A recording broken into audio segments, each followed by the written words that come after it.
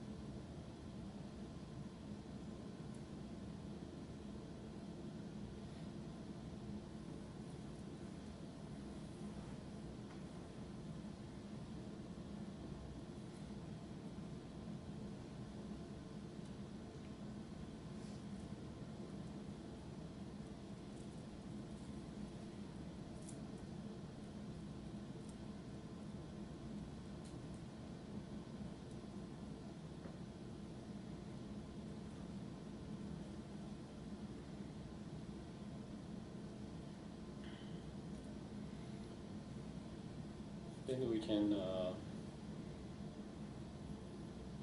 reflect and contemplate that just as we want happiness and do not want a suffering, each and every sentient beings, just like ourselves, want to be happy and do not wish any pain.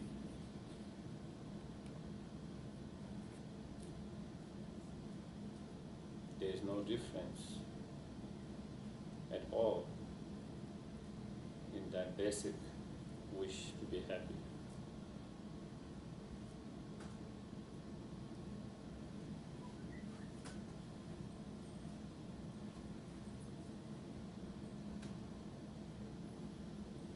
Not only that,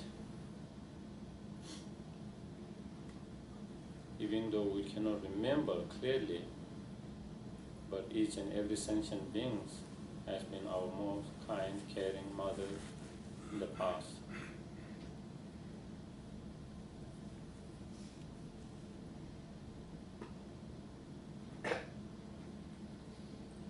Not only they have been most kind, caring, loving mothers, but many times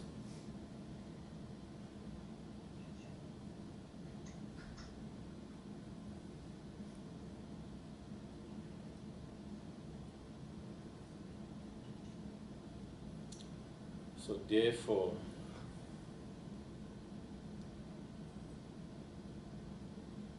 it would be improper and incorrect if we only think of ourselves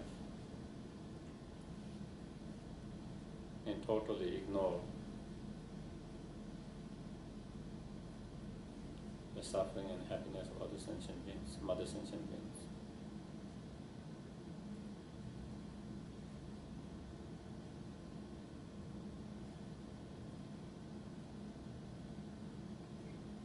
Especially now when we have obtained this precious human life, rebirth, and we have the capacity, the ability to help them to reduce their pain and to increase their happiness.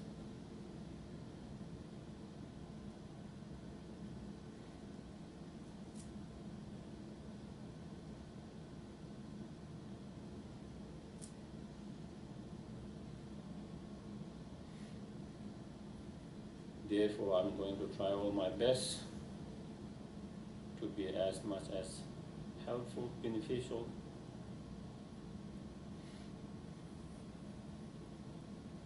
in reducing their suffering and improving, increasing their happiness.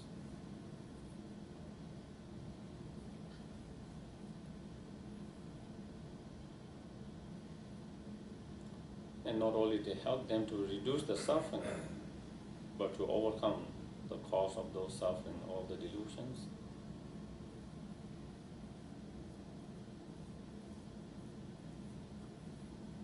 And not only help them to achieve temporary happiness, but ultimate happiness of fully enlightened state.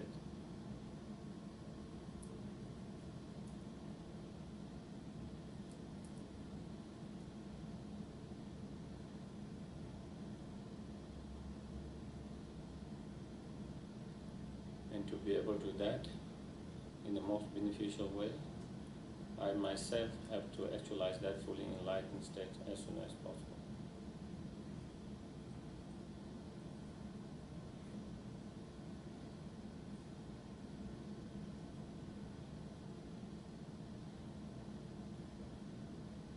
And fully enlightened state comes through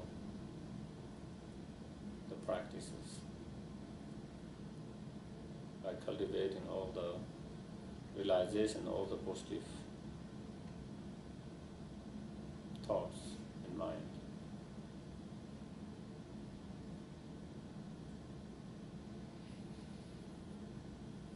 And to do that, we have to practice, contemplate, meditate.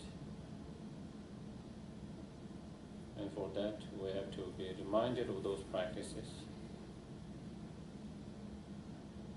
For that very reason, that I'm going to engage in listening, discussions, reflection, contemplations.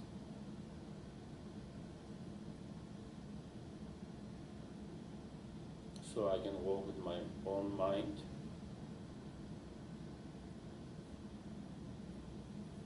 minimize, reduce, and gradually overcome those distractive, harmful emotions, thoughts, feelings.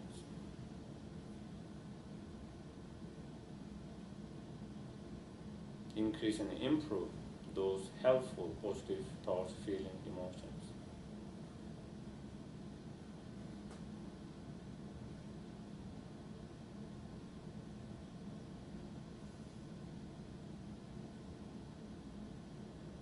Okay, we can do that. Page 73, praise the Shakyamuni Buddha.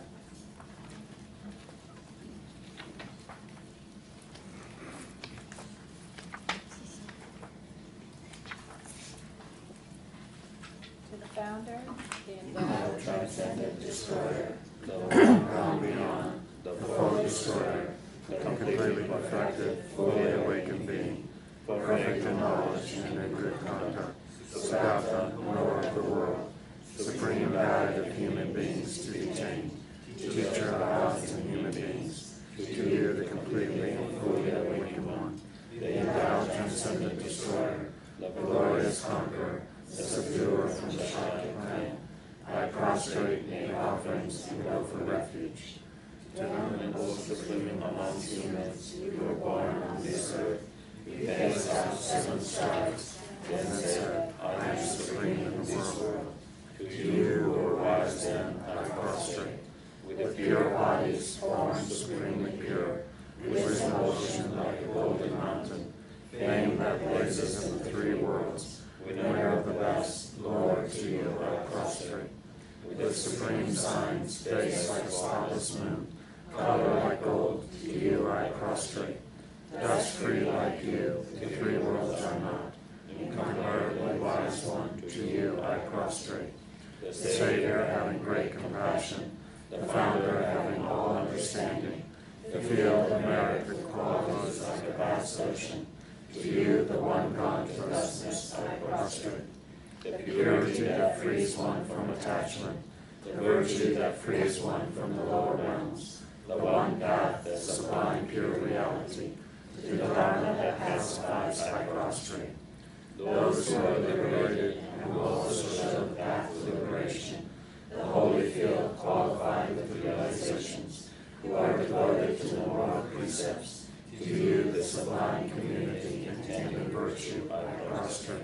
Homage to the Supreme Buddha, homage to the Dharma refuge, homage to the great Sangha. To all three I would devout homage. To all worthy of respect, bowing with bodies as many as all realms atoms in all aspects. With supreme faith I pay homage. Do not commit any non-virtuous actions. Perform holy, perfect, virtuous actions. Subdue your mind thoroughly. This is the teaching of the Buddha. A star, a visual aberration, a flame of a lamp, an illusion, a drop of dew or a bubble, a dream, a flash of lightning, a cloud, see conditioned things as such. For these merits may sentient beings attain the rank of all seeing, subdue the foe of faults, and be delivered from samsara's ocean, perturbed by the waves of aging, sickness, and death. The top of page 80, or it could be at the bottom of 79.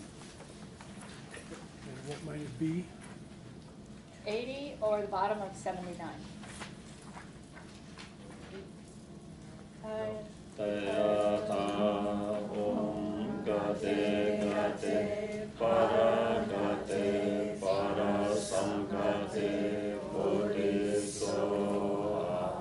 Tayata Om Gate Gate Paragate Parasamgate Bodhisoha.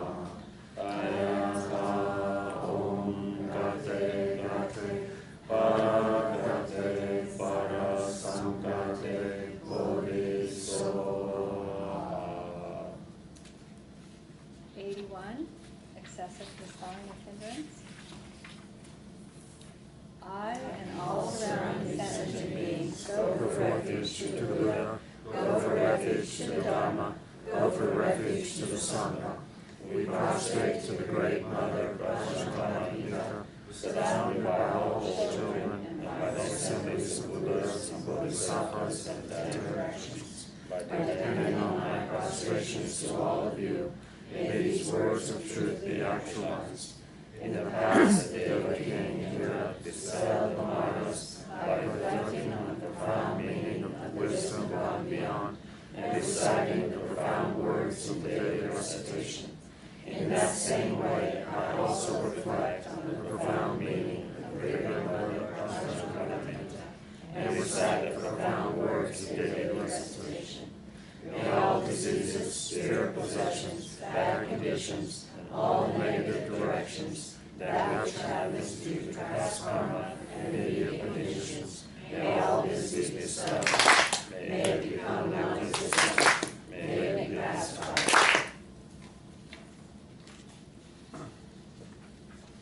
Page 98, the mandala offering.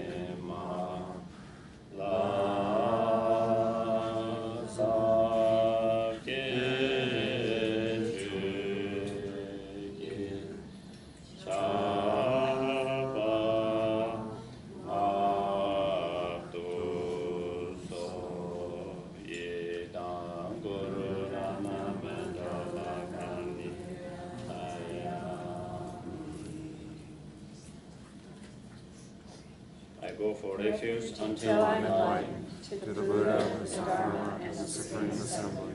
By the merits I create through listening to the Dharma, may I become a Buddha in order to benefit all sentient beings.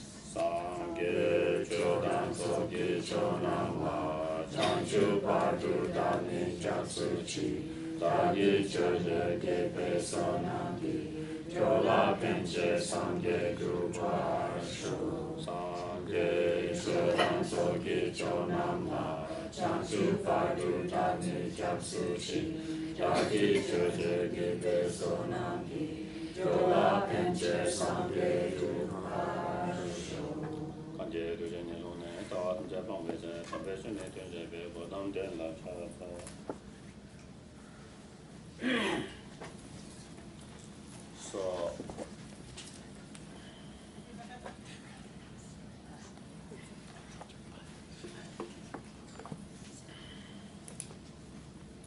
So since today is Mother's Day,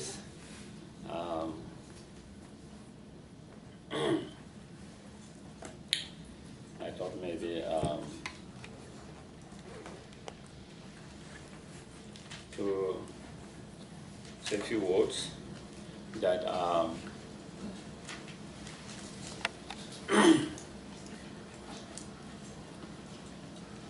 we try to remember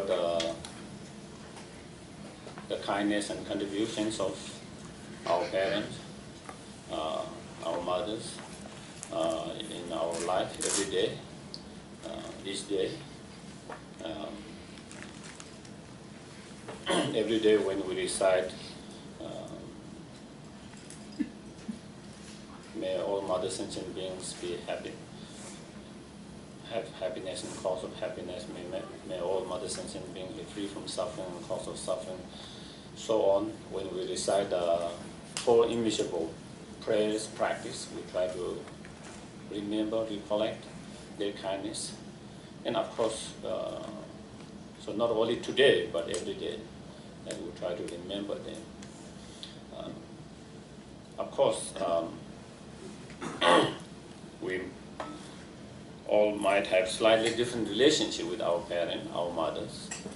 Not everyone might have same relationship. Some have more better relationship than others. Some have more challenging relationship than others. That is the fact. But regardless of how challenging our relationship might have been, the very reason that we are still here in this world is because of their kindness. The very reason that we have met the Dharma and the very reason that we are able to practice is because of the kindness of our mothers. And so,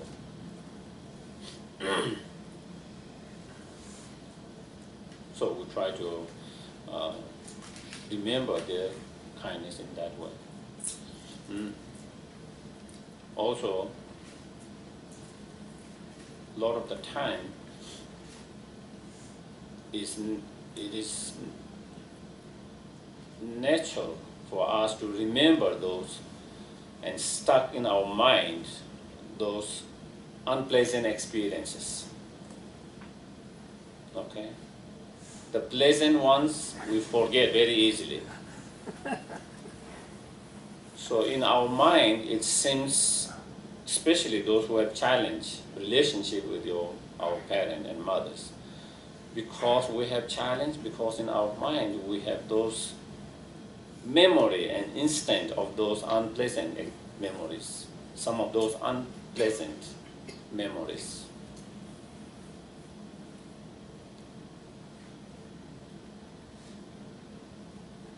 But even though there might be some unpleasant memories that happen in our life, compared to those pleasant memories is nothing. We cannot count how much they have done for us. We can count how much they have not done for us. It can be counted, but how much they have done, if you look from 1 year, month, week, day, hour by hour. If they have said let's say, if they have said us some encouraging words thousands times in our life, especially when we were young, we probably forget them. They might have said something which wasn't so encouraging one time. Probably that is still in our memory. What we remember is that the 1,000 good things they did, we forget it. And so therefore,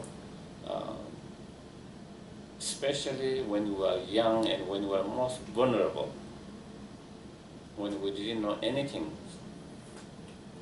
especially when you are growing until we are 2, 3, when you are so much depending on and rely on they were there for us.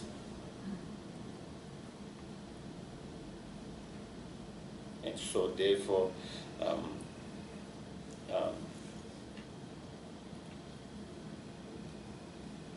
yeah. And sometimes in our mind it seems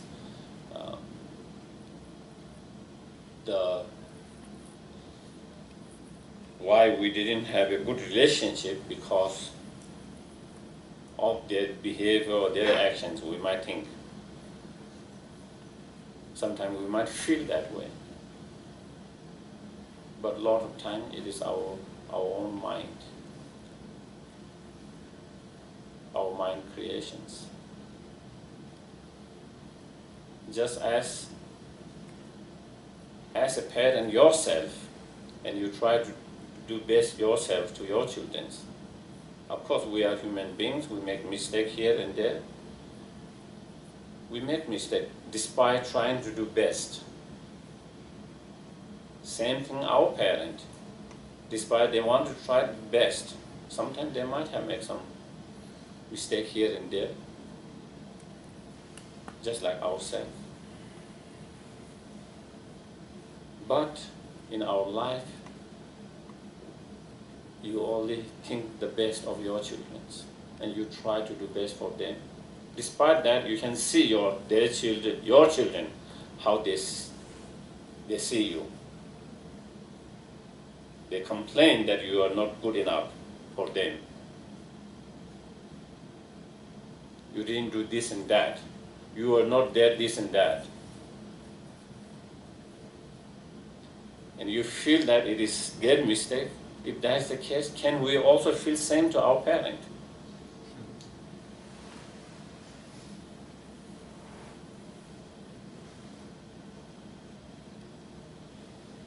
So it is important for us to really be honest with ourselves and look ourselves and trying to understand,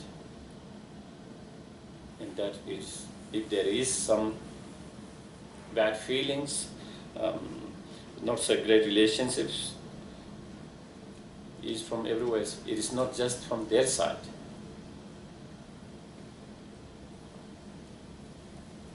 And then of course, sometimes even from both sides, we try our best due to our lack of wisdom. We misunderstand, we miscommunicate, and so on. Sometimes due to karma, previous karma, some relation doesn't just work. There is something strong things carrying, some kind of something carrying from the past. And so then instead of blaming them for that kind of relationship, if we try to understand from that, then maybe we might be able to let go, forgive. And if we are able to let go, forgive, whatever that we might feel, then definitely it gives you more peace in your heart. It gives you more peace in your heart. And when you feel that, definitely, if our parents are still alive, our relationship can improve, could get better. And even they are not in this part, still by forgiving them, by letting go of any anger in that, we try to not to create more negative karma in relation with them, so that we again continue to encounter in the next life, future life, and again trying to work out that. So by doing that, we don't create more negative karma to continue that in the future life as well. So, yeah, so remembering, recalling the kindness of the mother sentient beings is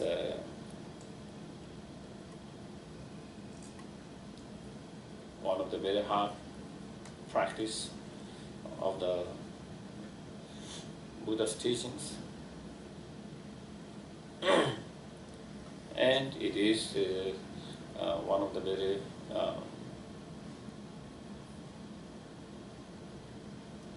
important factors, positive factors that we need in our life. So I think with that, I think maybe then we continue where we have left last year, the Bodhisattva way of life, and we are in chapter 8. I believe we might have finished verse number up to 39.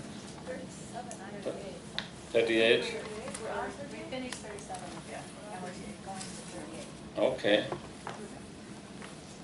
Somehow in my mind I thought we finished 30 up to 39 anyway.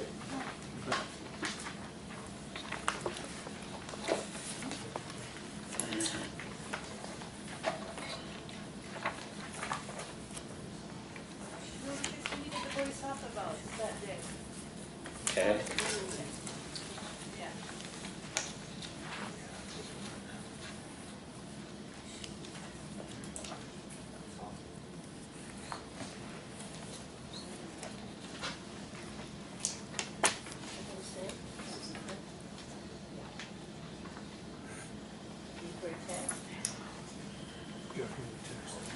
So then verse number 38. Having given up all other intentions,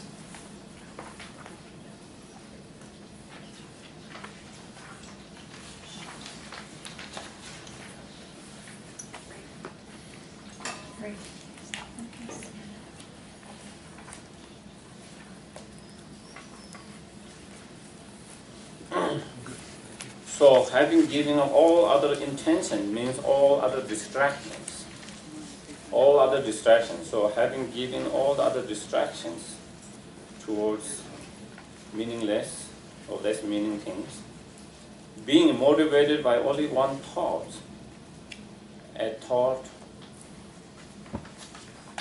of bodhicitta mind to help, to benefit all sentient beings, to liberate each and every sentient from suffering and cause of suffering, and the wish to lead them to fully enlightened state, with motivated by that only one thought, that bodhicitta awakened mind, I shall strive to settle my mind in equipoise, being totally focused on the object of single-pointed concentrations, and thereby develop a shamatha, come abiding.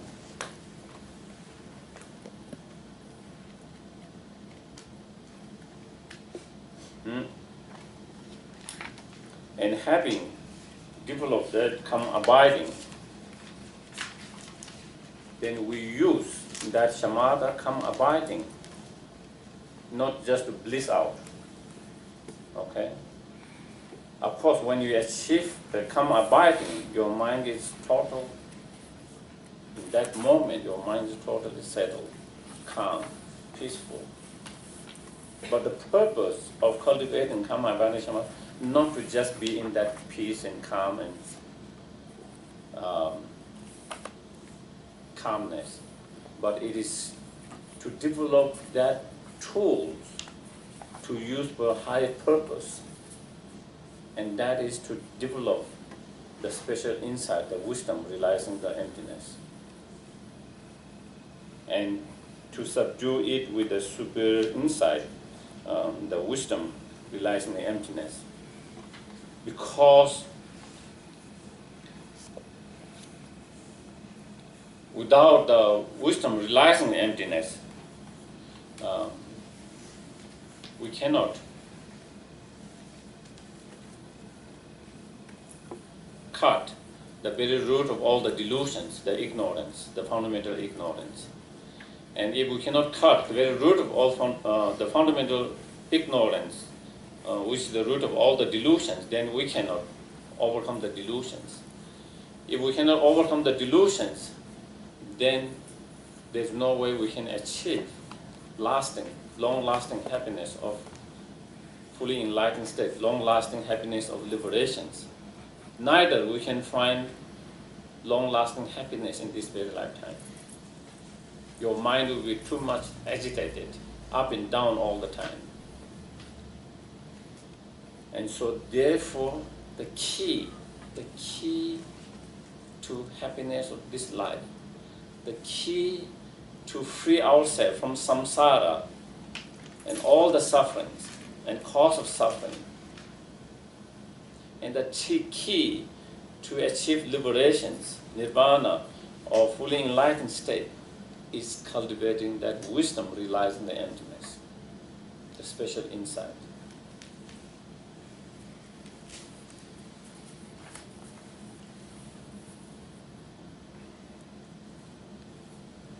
And to develop that special insight, the wisdom realizing the emptiness, then you need a strong concentration of the mind of become abiding, samadhi.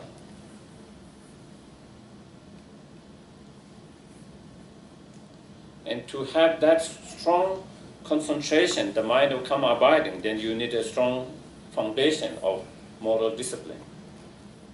So then those three higher trainings are so crucial and important.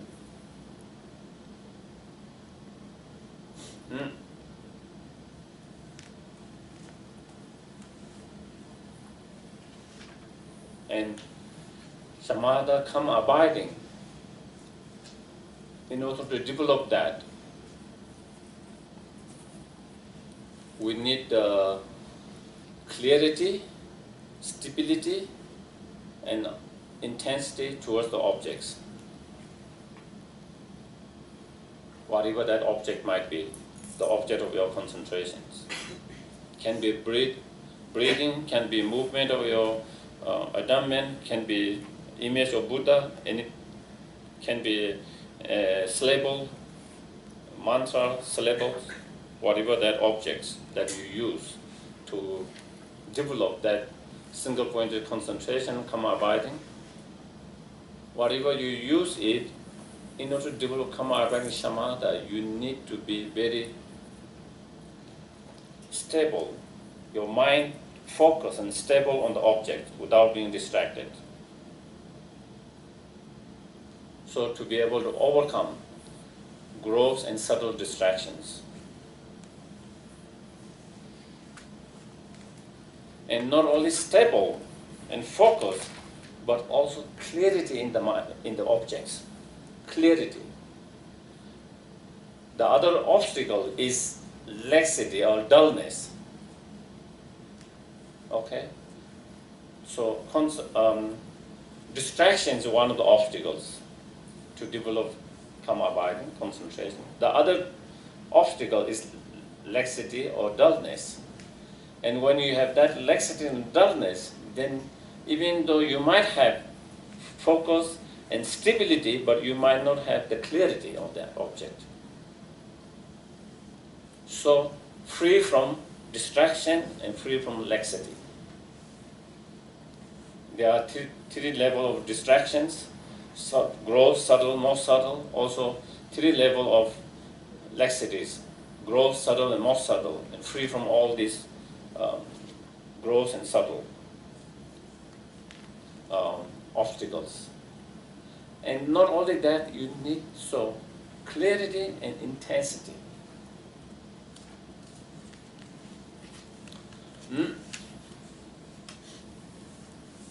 Sometimes you might have clarity and stability, but not intense.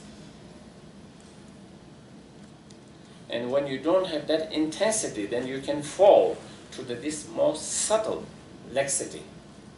And a lot of people, it is said, a lot of people get confused, this more subtle laxity to come abiding shamatha, because there is clarity and because there is stability.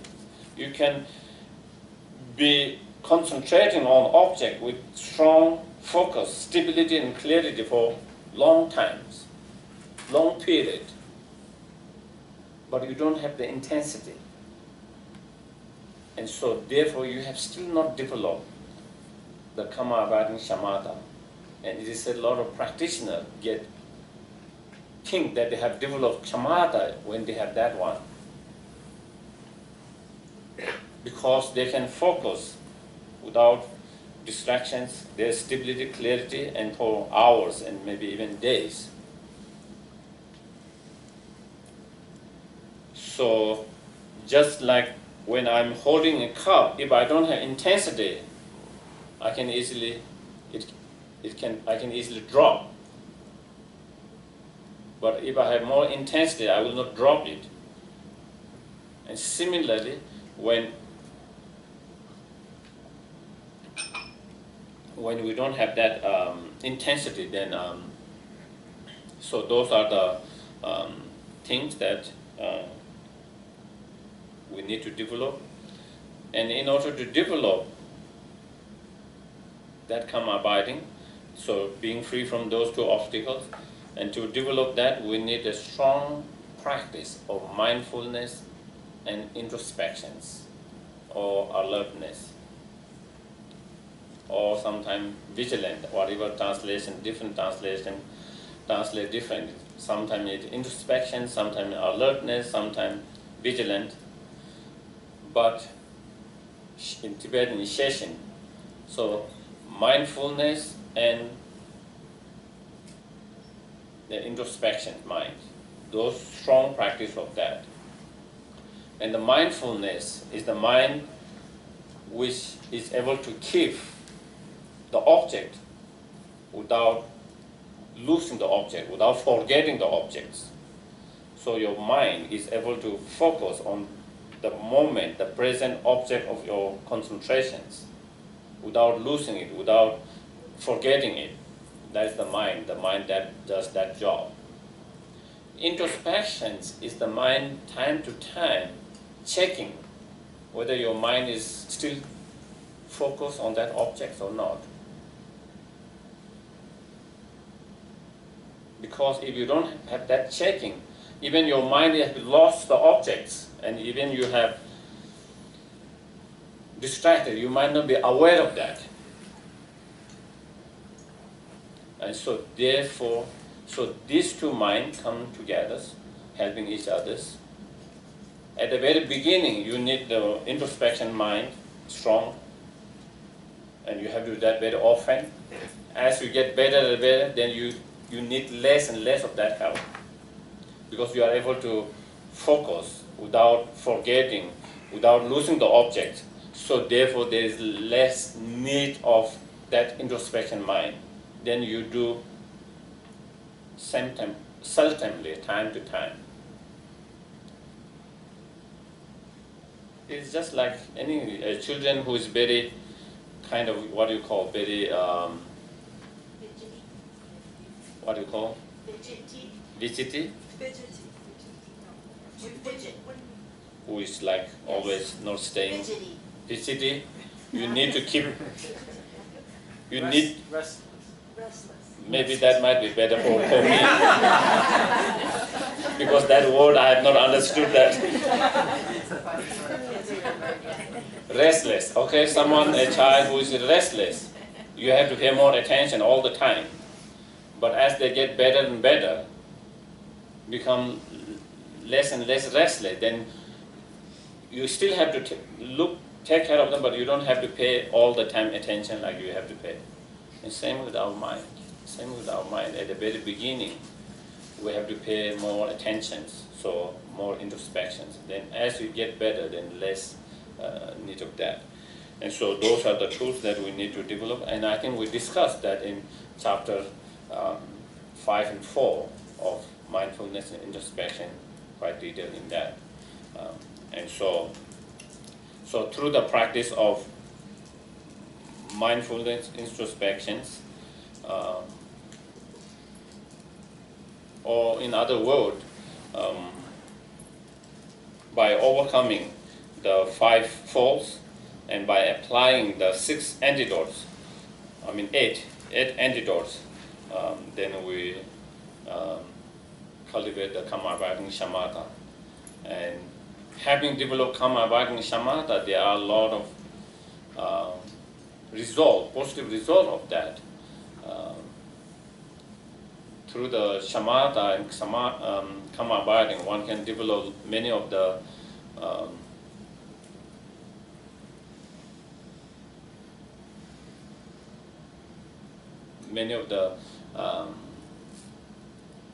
mental ability, many different mental abilities. Not always just to be calm, peaceful, but also to be able to develop, such as clairvoyance and so forth, many other different mental qualities and that.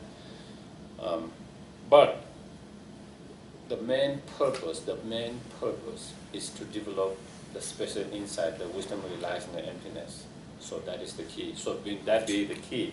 So you can see here where it says is to subdue it, subdue all the delusions, and we subdue that delusions with or by superior insight, wisdom realizing the emptiness. And so that is the and then it is kind of summarizing little bit of many things that have been discussed about the disadvantage of the attachment, strong attachment. So then verse number 39. Both in this world and next, desire gives rest to the great misfortune. In this life, killing, bondage, and playing, and in next existence, hell, and so forth. So what it is saying in short, the strong desire, the strong attachment is source of problems in this life and in future life. It endangers yourself, it endangers others. It harms you, it harms others. It harms you in this life, it harms you in the next life.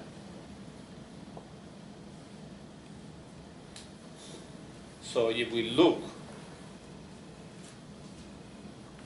whether we look in bigger pictures or whether we look in smaller pictures in our family, our individuals, or whether we look on global level, a lot of killings are done out of attachment. Attachment leads to greediness, and greediness leads to a lot of killings. Attachment and greediness to power leads to a lot of killings. Anything who opposes that power is being killed. You see a lot of places in the world. Attachment to certain resources, greediness and attachment to certain resources lead to war, fight, killings. Where did that come from? Greediness. Where does that greediness come from? Attachment to those resources.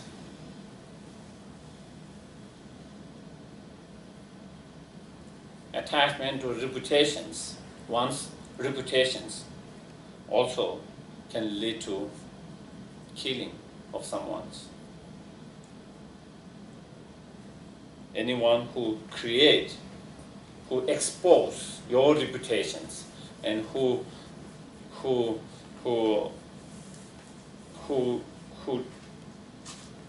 who talks something which can bring your reputation bad, then again, sometimes those people are being killed, disappear. Again, coming from attachment.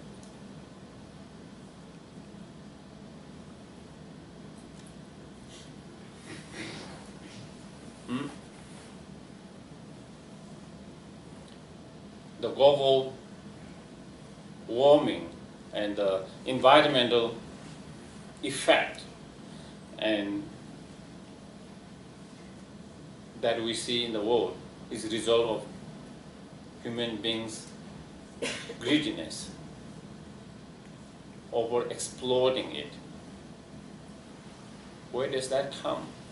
Despite knowing that it is going to it can have a very destructive effect on the earth, to the planet, people still engage into unhealthy things and destroy the earth, the planet, the environment, because of greediness, which comes through attachments.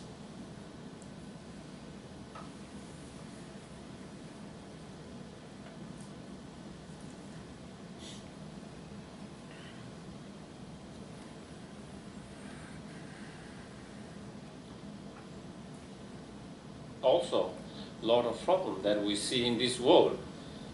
Poverty. There is a lot of poverty in the world. A lot of sentient beings, a lot of human beings starving. At the same time,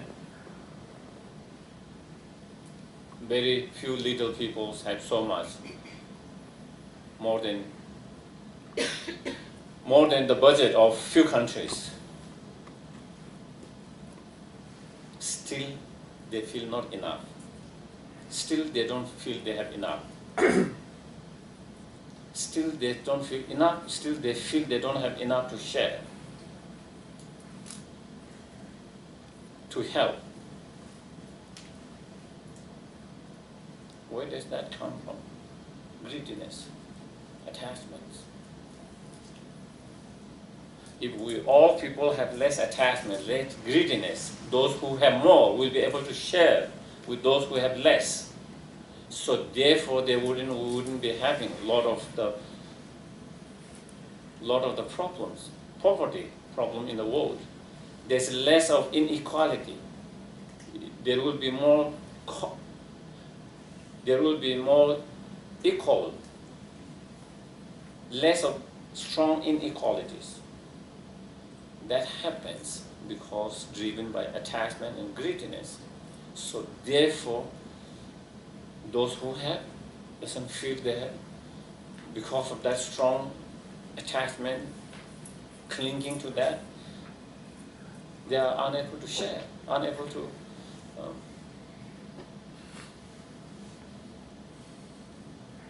because of attachment to your ideologies, different ideologies. Again, people are being killed. That ideology can be spiritual ideology or non-spiritual ideologies. Different ideologies, so you are so attached to your ideologies, and this is the only right way. Therefore, anyone who comes with opposite or different ideas is a danger to you, or danger to your ideologies. That means get rid of that.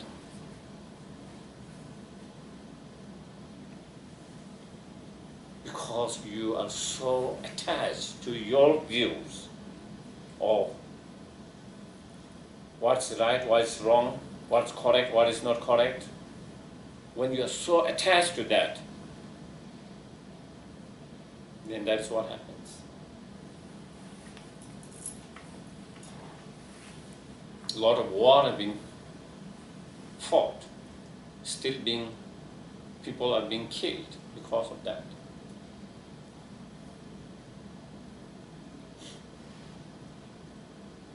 Then on individual levels, on family levels.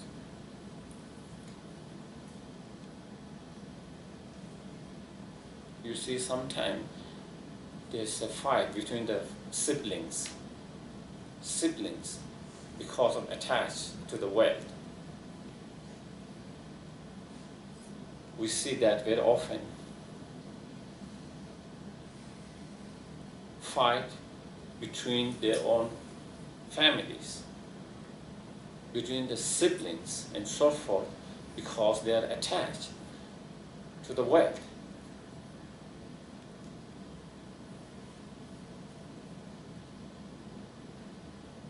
This brings so much pain into the families.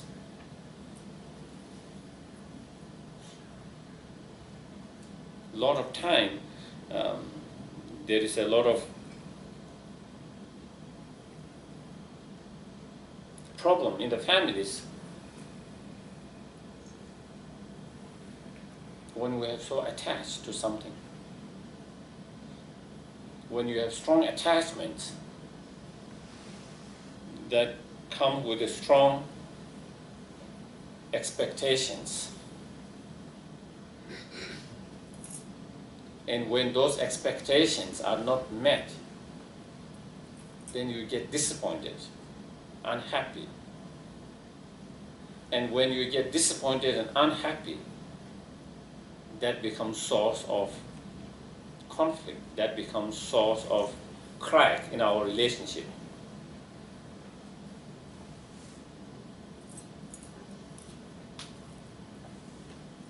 When you feel your partner is not fulfilling your expectations,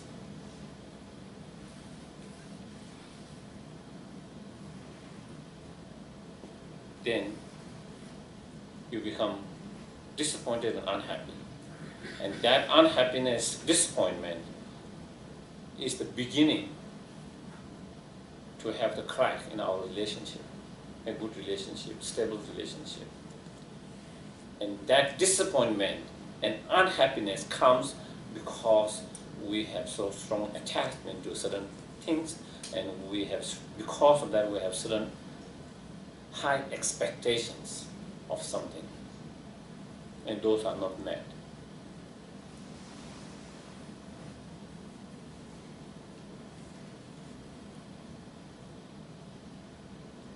And it is, our life is up and down. Our experience is like,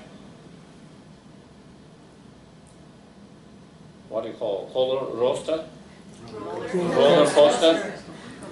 Our experience is like a roller coaster, up and down, month by month, week by week, day by day, sometimes hour by hours.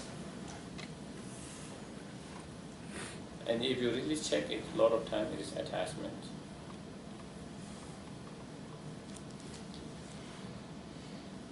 You have attachment to something, and when that is not fulfilled, you get very disappointed, unhappy. First, you are very happy.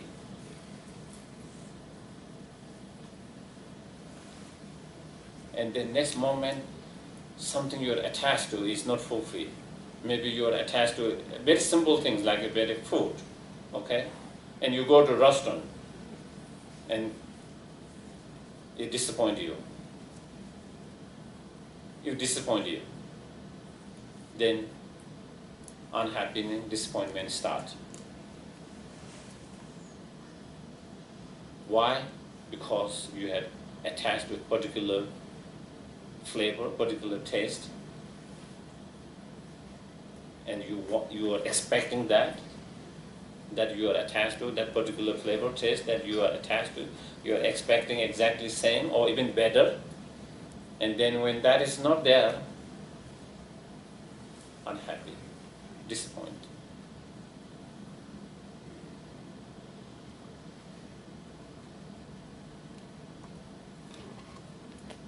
When you go outside, and maybe the weather nice, seems to be nice, and you might plan something or have some ideas, something, and then weather changes. And then again, because we are attached to certain ideas about the weather and certain things that we want to do, so we are attached to that certain thing we want to do in certain, and so that has not been able to fulfill because of the change in the weather. that make you disappointed, unhappy.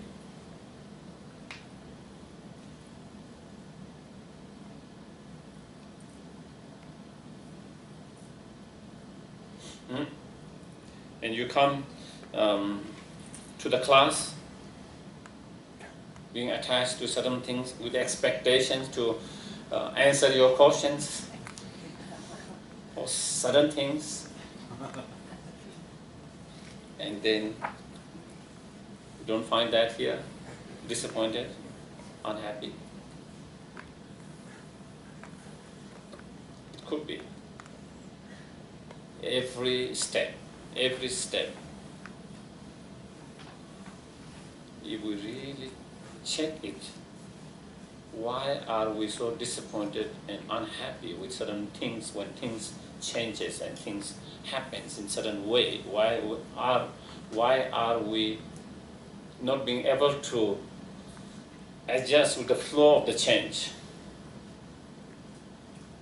Why can't we happily move with the change, run with the current, the water? Why do we always have to fight against it, of the reality of the change? It's the attachment. We have certain things we're attached to and certain things we dislike.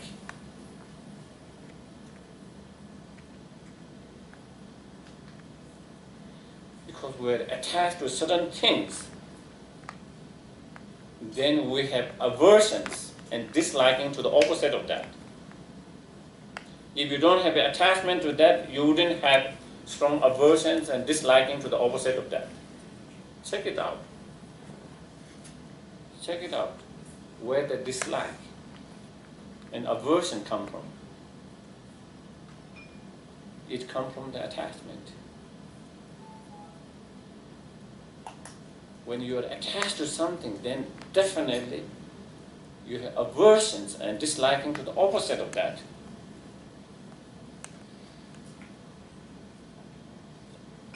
And so therefore, that is why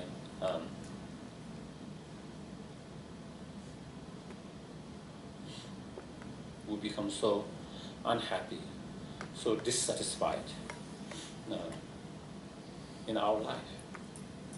Basically because of attachment.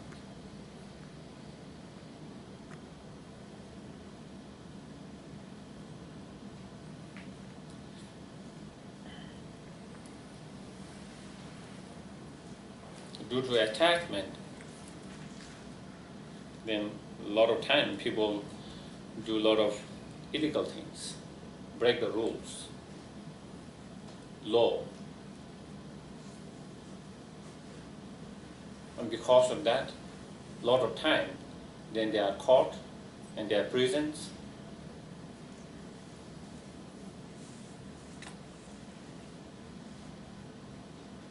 And go through a lot of law, have to go through a lot of cases in the court and so forth. Again, attachments.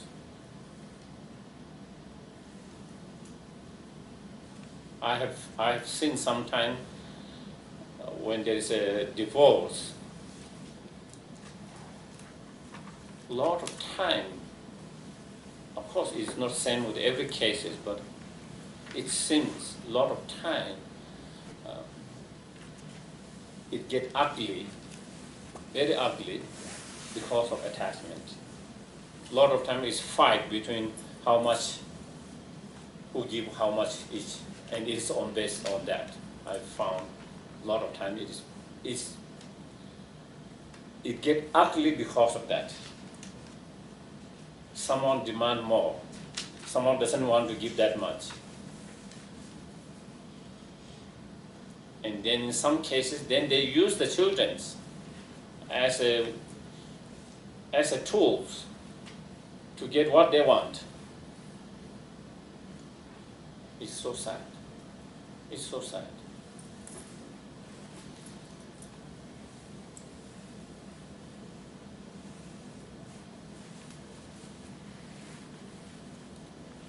But often, a lot of time, if you go really deep, it is on attachments to the wealth.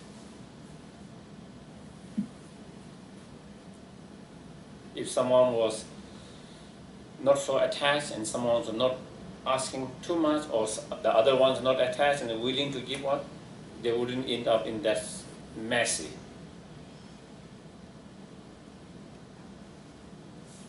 Lot of time, the one want more and one doesn't want to give, and then it becomes messy, and so where does that come from? Attachments.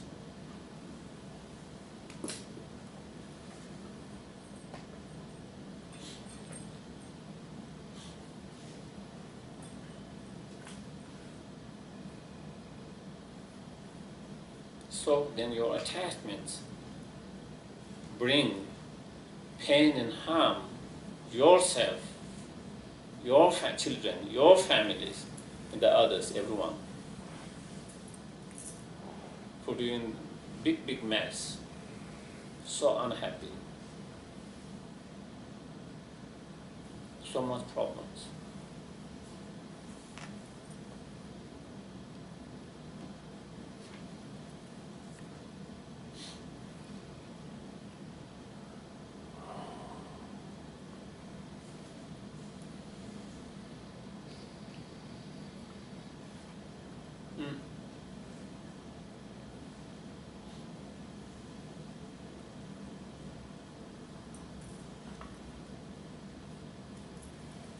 So we can see how attachments can lead us to so much suffering, pain, problem in this life.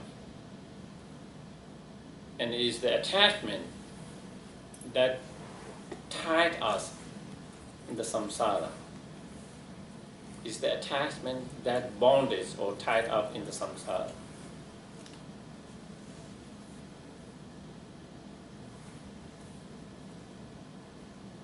If we talk about the evolution of the samsara, how we get caught up in the samsara through the Four Noble Truths or 12 dependent link,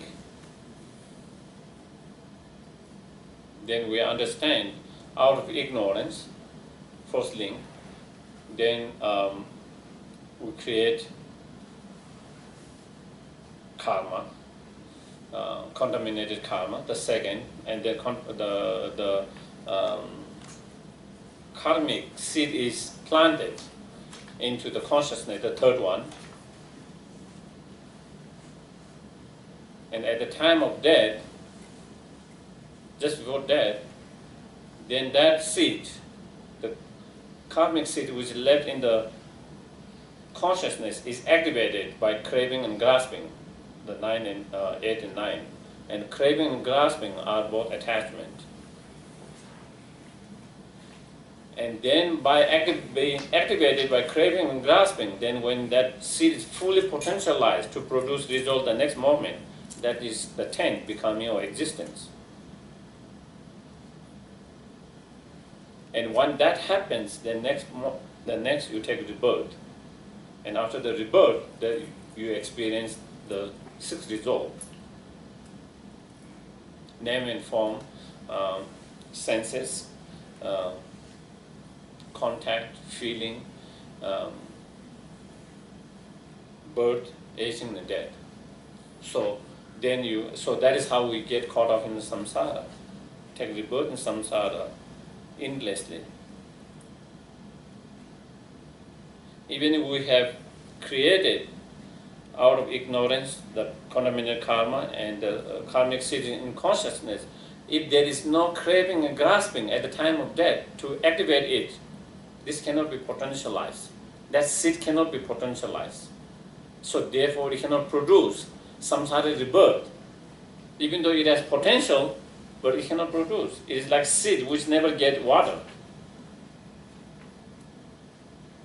It's like a seed. The seed has potential to produce the plant, but if it doesn't get water, it will never be able to produce the potential, the result. Same way, if there's no craving and grasping, then that seed cannot be activated.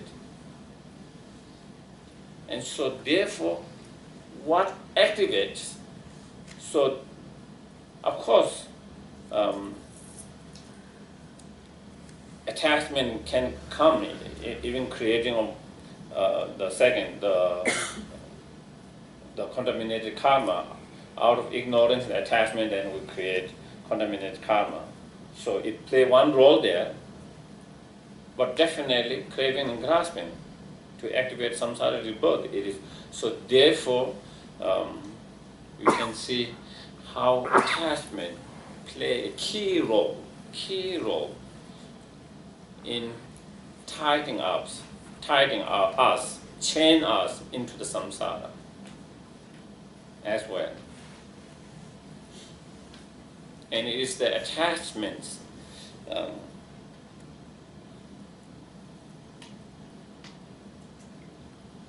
that make our mind discriminating. And that discriminating mind become obstacle to cultivate true love and compassion to each and every sentient being. So therefore, in that sense, attachment is also obstacles to cultivating of true love and compassion in both Siddha mind.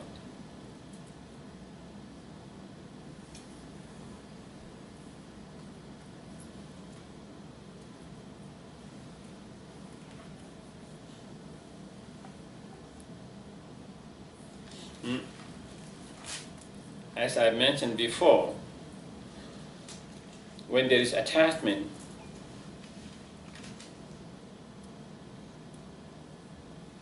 then there is disliking and aversion to the opposite. So if I'm attached to someone because of his, let's say, because of his, there can be different, let's say, because of that person's physical attractiveness, and you are attracted to certain shape, certain color, whatever, then definitely anything who is opposite of that, you will dislike that. You are so attached to that particular, you will definitely dislike someone who is opposite of that. If you are attached to someone because someone's certain view of life, of things, because we share same views, an idea common, whatever that is. Again, you will have disliking and aversion to someone who share opposite of your views, of that views, that ideas.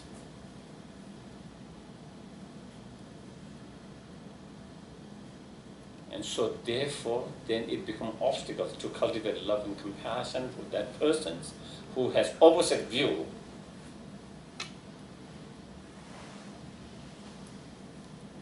Yes?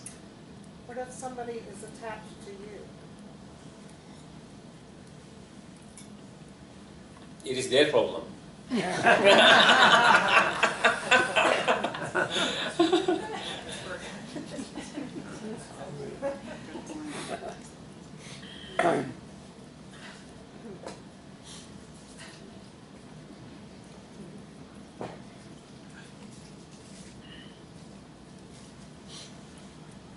I'm sure that we could find some skillful means, if there is, to kind of share and let them know that attachment is generally not healthy, and so if you want to have a healthy relationship, it's better to have a relationship without much attachment. Less attachment means you will have better relationship.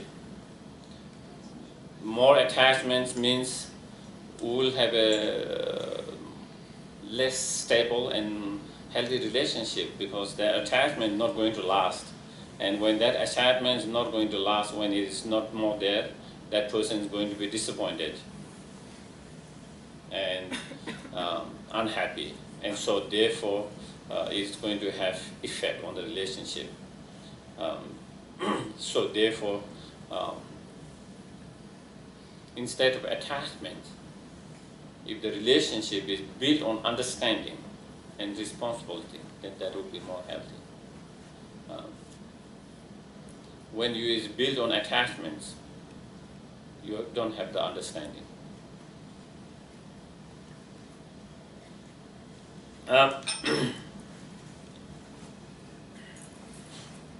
So I don't know whether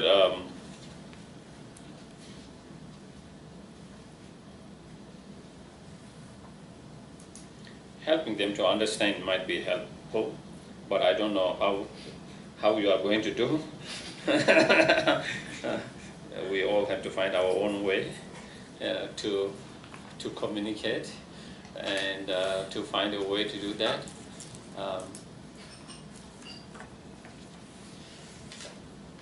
And then, not only this life, due to strong attachment, then we create a lot of, we engage in a lot of unhealthy, unwholesome actions.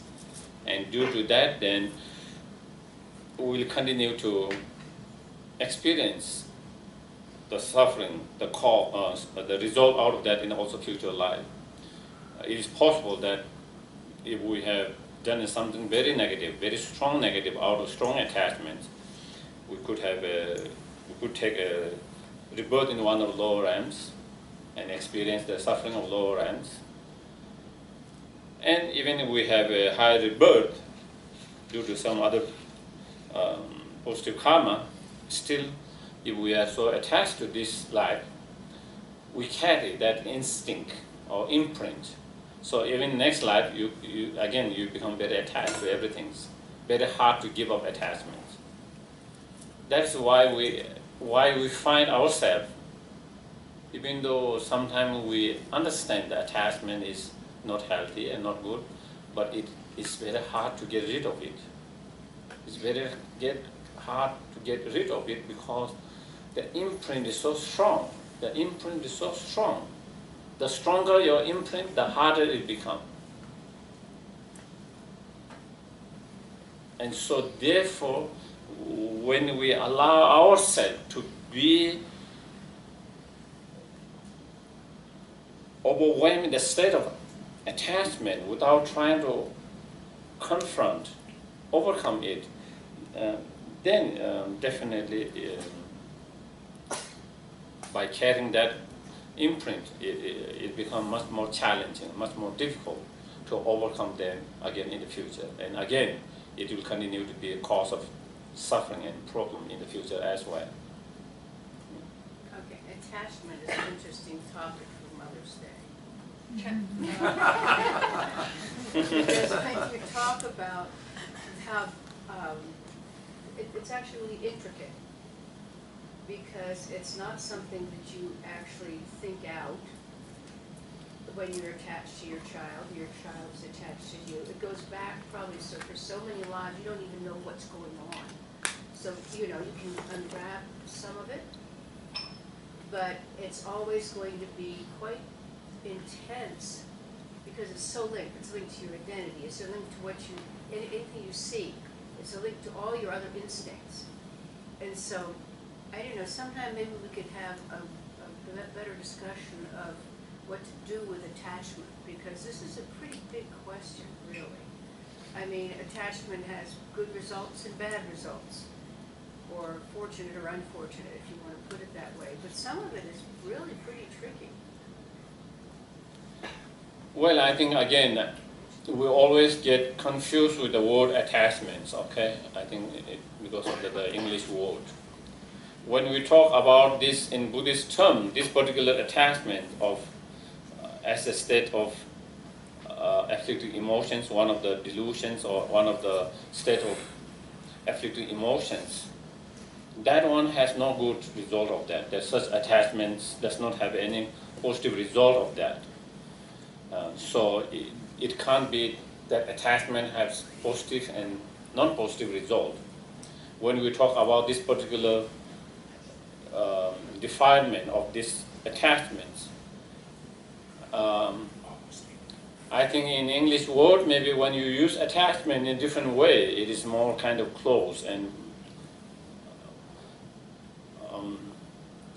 dear and close. That is the difference. You can feel someone very close, very dear, without grasping and clinging. And when we have this, when we talk about this particular attachment, it always has clinging and grasping. Well, maybe we can think of the mother's attachment to the child and back and forth more as compassion. And when it becomes attachment, we can see when mothers or parents don't let their children go and actually harm their children by not letting them go out on their own when it's time. That would be the negative attachment. Oh, and definitely, I mean, definitely the attachment that we're talking about and compassion is totally different. Definitely, compassion is encouraged, attachment is not encouraged. Compassion has positive result. Attachment, which we are talking about, has a negative result. And so definitely, it might be quite challenging for individual, for us to really find what is attachment and what is compassion, that when you do with your children or even your friends and others, so forth. And so I think that is where I think, again, individually we have to look inside ourselves and to find out, am I doing or am I feeling that way because of my compassion, or is it because of my attachment? That is where we have to find ourselves and look inside ourselves and trying to understand yourself in that way. I think it will be very difficult to kind of, until we try to look inside and trying to understand from inside the difference between attachment and the compassions. I can give some, as I said, I said compassion does not have clinging and grasping, attachment and clinging and grasping. Those are the things and certain things. Attachments lead to negative result, compassion lead to positive result. And so there are many different ways of looking at that. But in the end, we have to look ourselves inside and to differentiate whether this is my attachment or it is my compassions. Because it will be very hard for someone to say this is your attachment or this is your, because someone cannot see your mind, your feelings, how you feel at that moment, how you see. So then I think that is where looking in our mind and working with that become important.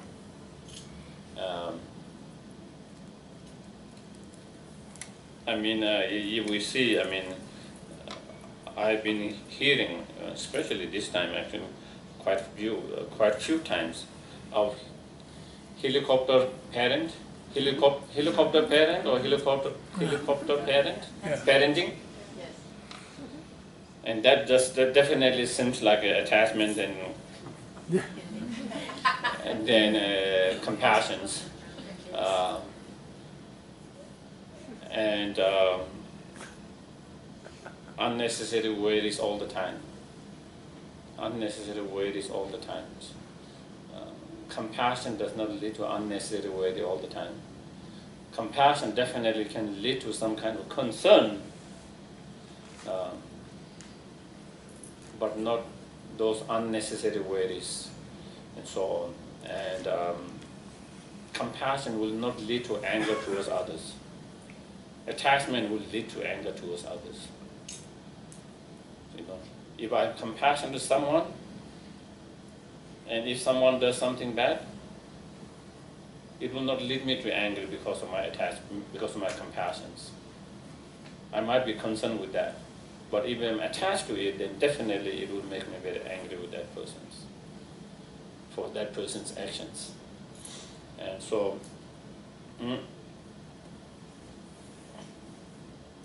yeah, yes.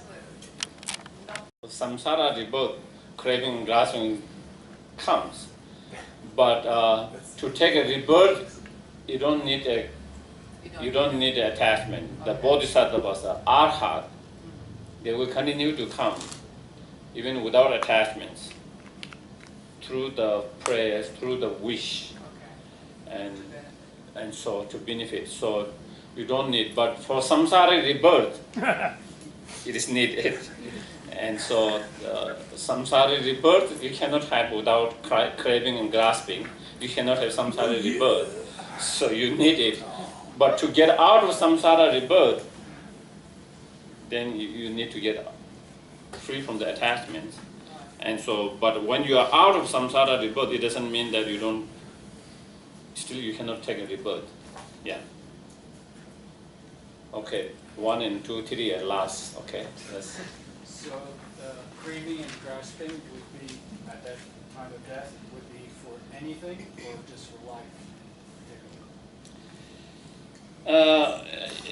It is said for many different things. Sometimes it is said like at the time of death, you might have because you feel a strong heat, and you might start to crave for coldness, cold. Or you might feel very cold, and you might crave for warm heat, and that could activate one of them. Or you might crave for the food, for example, at that time. And that can activate one of. Or sometimes you can crave attachment to the life itself, because you feel like you are losing your life, and so you are still clinging and grasping on your life. And that can be again on the life. And of course, sometimes we can have craving for particular rebirth, that as well.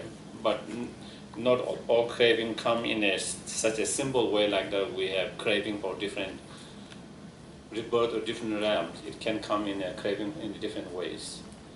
The craving and grasping can come in a different ways, as I mentioned a few examples of that. Yes. So this is my daughter, as you know, and I feel like I have very strong, deep love for her. I also have a fair amount of attachment to her, and to the idea that her life will turn out in a way that I think is good, in a way that I think is right. And I know that my attachment is not good for that. Can you give any specific advice to the moms in the room on how to enhance love and decrease attachment for our children? Maybe the answer should come from the children.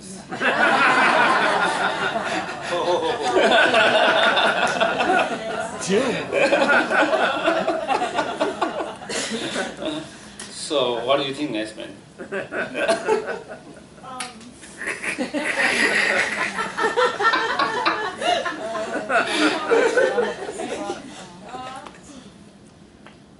I honestly think we have had a good job with this. Not you, me. I'm not talking about you. Oh. I'm talking about me. Well, okay. You do a great job.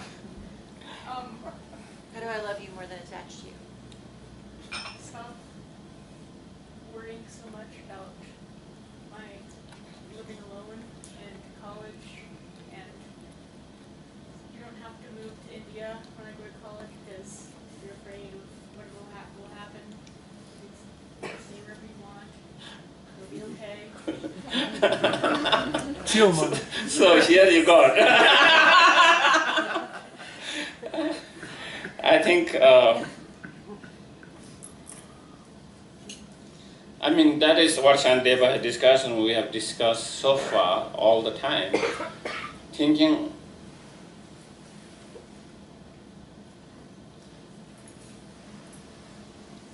a lot of those things you just worry and there's nothing you can do.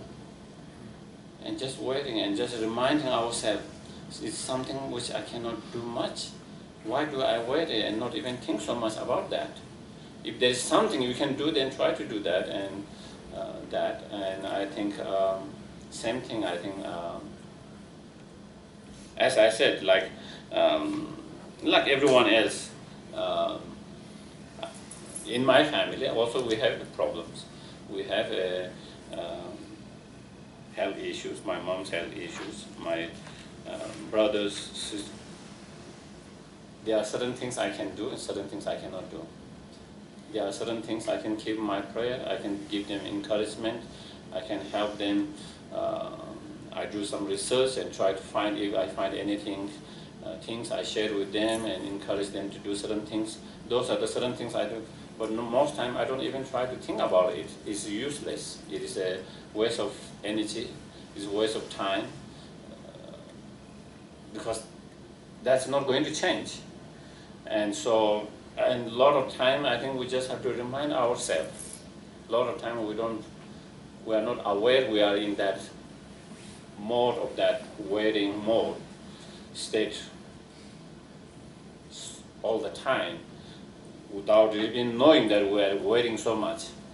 And so I think that is, again, be mindful and being aware of that, what's going in your mind, and reminding yourself, what can I do, and try to, and certain things that we cannot do much, don't even try to even give a time to think too much about that.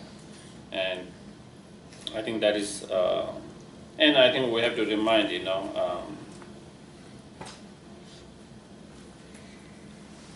that we ourselves, our parents waited so much about us, and we ourselves went our path, and we were fine, and we found our path, we were able to find.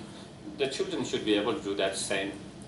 And so when we made, as a child, when we made our step from the parents also started waiting so much same equally, just like we waited, even not more. But we found our own way, and we were able to take care of ourselves. And so therefore, the children should be able to take care of themselves. Of course, being there when they need help,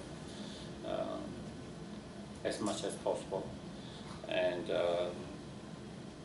so, yeah. Thank you, Geshela. Yes, that was that. Oh, I yes. had a question. This week I was at a political meeting with people that are like-minded, Mm-hmm. and I left feeling very sad, and then my mind's been very disturbed because I felt at this meeting there was so much anger, negativity, and so much name-calling of people that did not share our views. And my question to you is it best when you're in a situation like that to avoid or try to bring a different perspective, which I don't think I'd be very successful with, but in order to encourage people to have more compassion for Mm-hmm. people that think differently than us so that we can learn from each other? What advice could you give in that regard? I would say, if you feel there is a possibility of being able to share your different view and help them to have different perspective and have a compassion, it should be. But if you feel that they are not ready for that, because there are too much anger and too much negativity, and if you try to say something about it, might even agitate, make them more angry, and in those points, it's no point of trying to do that. And I think that is one thing we have to be, I see very often in social media, someone trying to convince someone, and both of them are very strong in there. Instead of being able to convince someone or being able to help them, then the negative energy gets stronger and stronger, and then it becomes huge. So even to share certain message of loving kindness, compassion, and that, it has to be the right environment, right timing. And sometimes when it's not right environment, not right timing, and that person is not ready to hear that, I think better not to do that, because it only activates more than actually being able to help them. And so, and to that, I think we have to see how, understand the other people, how they might react and how they feel, you know. And sometimes you can know from quite clearly from the very beginning some conversations, you know. We are not going to make any progress here, you know. From few, we don't even have to go in a long discussion. Just some discussion we already understand, and better to not to go details and not to go too far. But there are times when people are more open and willing to listen, different ideas, different views, and their mind is more flexible. And in those cases, definitely, it's better to share and try to help in that way. That will be the last one, yes? Did you have a question? No? Okay. Then, yeah, then we will do the dedications. Thank you. Page 235.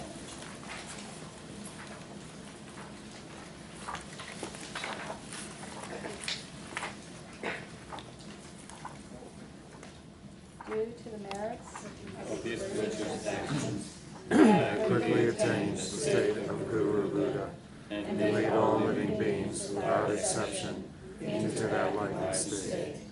May the supreme jewel of Bodhicitta that has not arisen arise and grow, and may that which has arisen not diminish but increase more and more. 244. For His Holiness the Dalai Lama.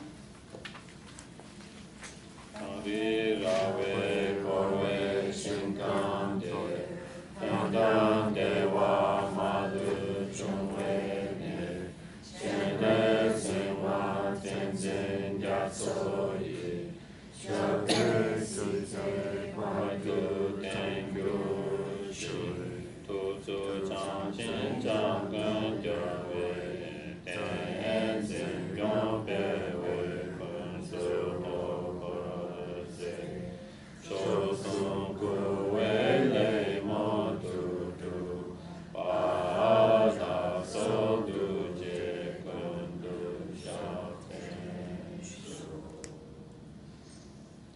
Thank you very much. Thank you. Have a wonderful day. Thank you. Thank you.